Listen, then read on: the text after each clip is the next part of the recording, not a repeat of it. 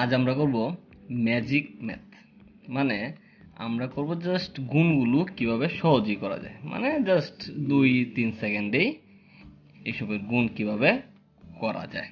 আচ্ছা দেখি, 42 গুণ 48, 42 গুণ 48, ওইটা আমি লিখতে পারি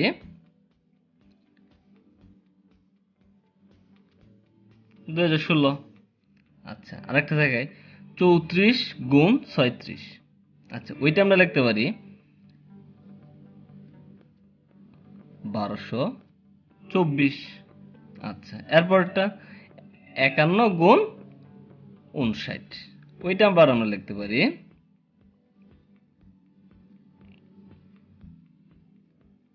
3009। আচ্ছা, আর একটা লাস্ট দেখাবো 67 গুণ 63,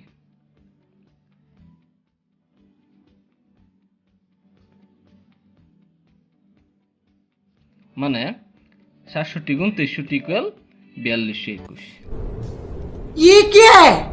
আচ্ছা, আমরা এখন এটা জানবো উত্তরগুলো কিভাবে হলো। আচ্ছা,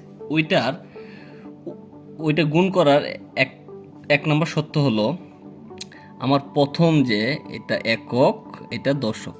আচ্ছা, এখানে এটা একক এটা দশক, প্রথম সত্য হলো এটা দশক, আর এখানে এটা একক এটা দশক। আমার প্রথম শর্ত হলো দশকের মানগুলো এই দশকটা সমান হতে হবে, মানে সবগুলো এখানে দশকগুলো কি সমান। আর আমার দ্বিতীয় সত্য হলো এই যে একক দুটো আছে, এই একক দুটোর যোগফল 10 হতে হবে। একক দুটোর যোগফল কি হতে হবে 10। এই যে 4 আর 6, 4 + 6 = 10। আবার এখানে দশকগুলো কি সেম, যদি এরকম হয় আবার সেম দেখি 1 আর 9 10, এখানে আবার দশক 5 5 মিল। যদি মিল থাকে তাহলে আমরা কিভাবে খুব তাড়াতাড়ি বের করবো। আচ্ছা, এখানে 5 একক, এখানে 5 একক, মানে 5 আর 5 10, 5 5 গুণ করলে কত হচ্ছে 25 লিখলাম।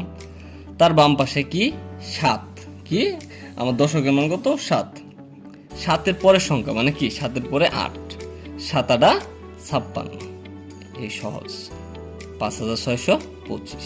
আচ্ছা, আরেকটা দেখি এখানে 4 আর 6 10, আবার এখানে দশকগুলো 8 মিল আছে, তার মানে কি 4 কত 24, 424, আর এখানে 8, 8-এর পরে কি 9, 8 9 কত 72, মানে 7224।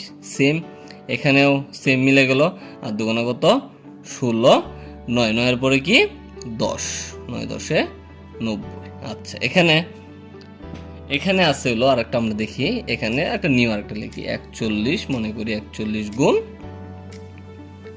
49। আচ্ছা, এখানে আমরা যদি এখানে একক 1, এখানে একক 9, যোগ করলে 10 হয়, কিন্তু আমরা গুণ করলে কিন্তু 9 হয়।